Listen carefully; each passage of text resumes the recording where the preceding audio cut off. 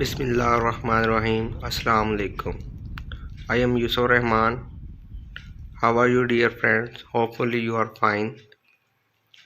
Today I will discuss about how to write first chapter of our final year report.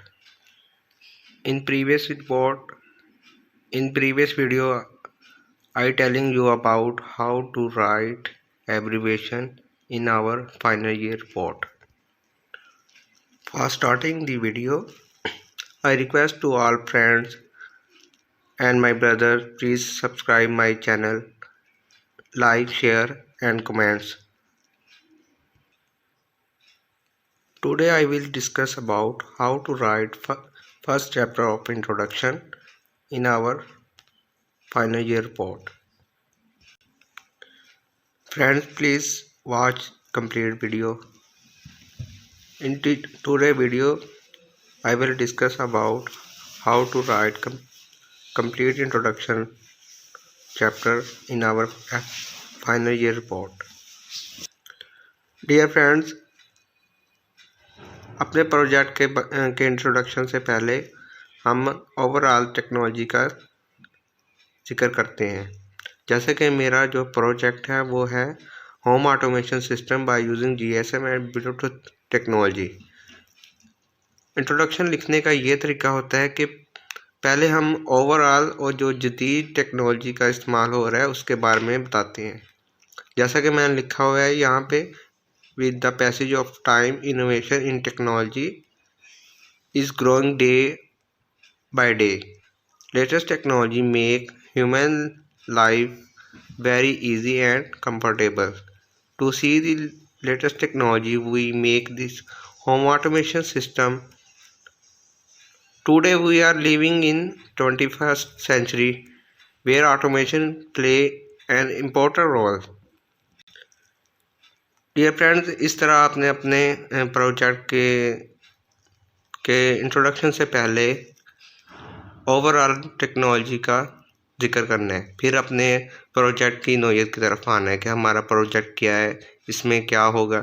जैसे मैंने लिखा हुआ है यहाँ पे, without wastage of time we can control electrical appliances of our home. We use Bluetooth based and GSM based home automation system to control our home appliances. For Bluetooth based we use Bluetooth module, and for message based we use GSM module. इस तरह हम अपने जो report का introduction है वो हम बता सकते हैं। इसी तरह हम अपनी जो रिपोर्ट का इंट्रोडक्शन है वो 1 से 1.5 पेज का हम इस तरह लिखेंगे ताकि पढ़ने वाले को आसानी से पता चल सके कि ये करना क्या चाहते हैं। जैसा कि मेरे होम ऑटोमेशन सिस्टम का मज़ीद इंट्रोडक्शन यही है कि हम ग्लोबली रेंज में रहकर अपने घर को कैसे कंट्रोल कर सकते हैं। इसका मतलब ये है कि हम दुनिया के किसी भी कोने में बैठकर जहाँ पे हमें मोबाइल फ़ोन की सहूलत प्रोवाइड की जाती है वहाँ से हम मैसेज कर सकते हैं और अपने घर का स्टेटस चेक कर सकते हैं, अपने घर को कंट्रोल कर सकते हैं। कुछ अप्लायंसेस हम ऑन कर सकते हैं, ऑफ़ कर सकते हैं, जो हम चाहें हम कर सकते हैं। लेकिन जब हम अपने घर में होंगे तो हम मैसेज की जगह ब्लूटूथ की जो हमने ऐप बनाई हुई है, एंड्रॉयड ऐप, उसका इस्तेमाल करके अपने घर को कंट्रोल कर सकते हैं। डियर फ्रेंड्स, अब हमने अपने जो फाइनल ईयर प्रोजेक्ट की रिपोर्ट का इंट्रोडक्शन तो हमने बता दिया है। इसके बाद हम कुछ पॉइंट्स ऐड करते हैं, जैसे कि पहला ऑब्जेक्टिव्स, कि इस प्रोजेक्ट को बनाने का हमारा मकसद क्या था। इसका कुछ हम बुलेट की फॉर्म में लिखते हैं। जैसा कि पहला पर्पज़ है कि जो पहला सिस्टम था उसके कुछ लिमिटेशन थी, ड्रॉबैक्स है, जिसकी वजह से हमने इस सिस्टम को बनाया। तो जैसा कि पहला जो सिस्टम था वो वाईफाई बेस था, तो हमने उसको रिप्लेस करके जीएसएम बेस बनाया कि हम मैसेज के ज़रिए ग्लोबली रेंज में रहकर हम अपने घर को कंट्रोल कर सकते हैं, किसी ऑफिस को कंट्रोल कर सकते हैं, ईच एंड एवरीथिंग जहाँ पे भी इलेक्ट्रिकल अप्लायंसेस का इस्तेमाल किया जाता है।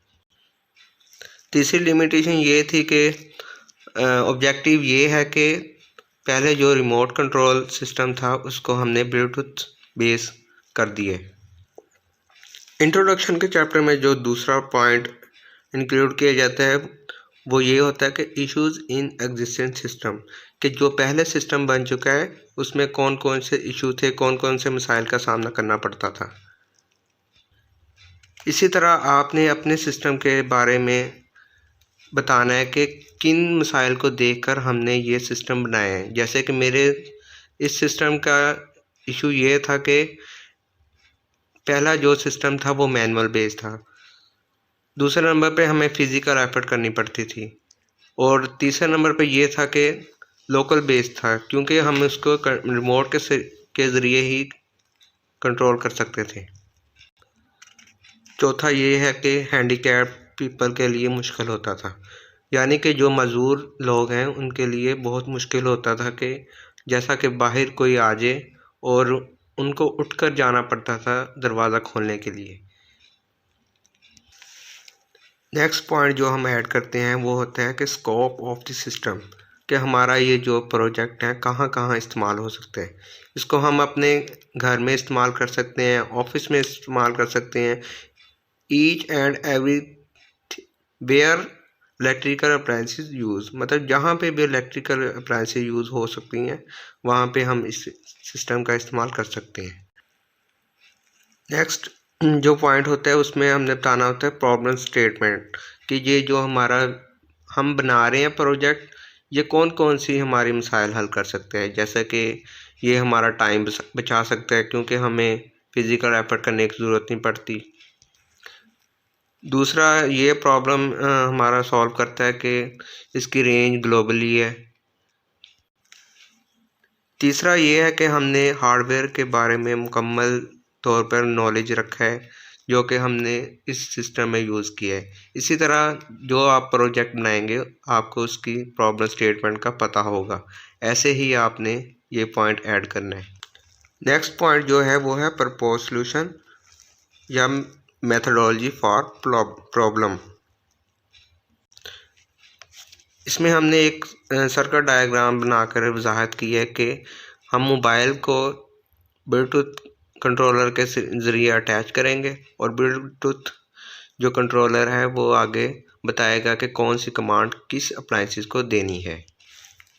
जो नेक्स्ट पॉइंट है वो ये है कि हमने एडवांटेजेस या बेनिफिट ऑफ प्रपोज सिस्टम, यानी कि जो हम अपने सिस्टम बना रहे हैं उसके हमने बेनिफिट उसके फ़ायदे बताने हैं। जैसा कि without wastage of time we can control our home, our office. Second number पे provide facility for handicapped, minimum physical effort, early system was manual, it was wastage of time. लेकिन ये जो हमारा सिस्टम है इसको हम मोबाइल के ज़रिए इस्तेमाल करेंगे और फिज़िकल एफर्ट करने की इतनी ज़रूरत नहीं पेश आएगी। नेक्स्ट जो पॉइंट है वो हमने ये लिखा है कि रियल टाइम इम्प्लीमेंटेशन, कि हम इसे रियल टाइम में कहाँ कहाँ इम्प्लीमेंट कर सकते हैं। इस ऑटोमेशन को हम ऑफिस में यूज़ कर सकते हैं, होम घर में इस्तेमाल कर सकते हैं, इंडस्ट्री में, यूनिवर्सिटी में या रिसर्च लैब में, मेडिकल फील्ड में, जहाँ भी इलेक्ट्रिकल अप्लायंसेस का इस्तेमाल हो सकता है वहाँ पे हम इस प्रोजेक्ट को इस्तेमाल कर सकते हैं। इसी तरह फ्रेंड जो आपने जो सिस्टम बनाया है आपने अपने उसका रियल टाइम इम्प्लीमेंटेशन बताना है, ख्वाह वो हार्डवेयर हो या सॉफ्टवेयर। प्रोजेक्ट बनाए इसलिए जाते हैं कि उसका रियल टाइम इम्प्लीमेंटेशन कहाँ कहाँ हो रहा है, इस नोयत को देखकर ही प्रोजेक्ट बनाया जाता है। नेक्स्ट पॉइंट जो है उसके अंदर हमने ये बताना होता है कि हमारे प्रोजेक्ट के यूनिक फीचर क्या है। जैसे कि इस ऑटोमेशन के यूनिक फीचर ये हैं कि ये जीएसएम बेस है, मतलब कि हम अपने घर को मैसेज के ज़रिए कंट्रोल कर सकते हैं, स्टेटस चेक कर सकते हैं, कुछ अप्लाइंसेस को ऑन कर सकते हैं, ऑफ कर सकते हैं, मतलब जो हम चाहें घर में इलेक्ट्रिकल अप्लाइंसेस के साथ वो कर सकते हैं। दूसरा फीचर ये है कि हमने ब्लूटूथ के लिए एक एंड्रॉयड ऐप बनाई है और मैसेज के लिए भी हमने एक एंड्रॉयड ऐप बनाई है, जिसके ज़रिए हमें बार बार टाइप करने की ज़रूरत नहीं पड़ती और हम इजीली अपने घर को कंट्रोल कर सकते हैं।